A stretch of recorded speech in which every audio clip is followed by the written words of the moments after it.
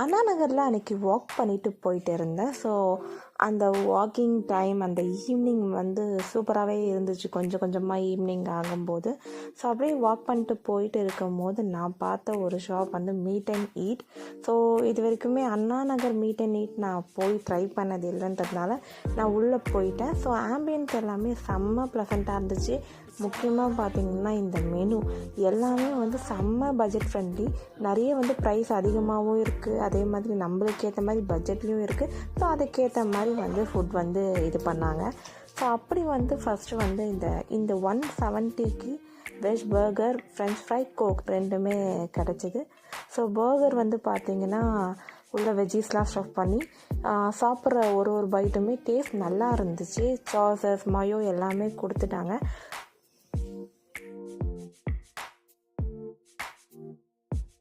இந்த ஃப்ரெஞ்ச் ஃப்ரையை பற்றி சொல்லி ஆகணும். பவுல் நிறைய ஃப்ரைஸ் போட்டு இருந்துச்சு.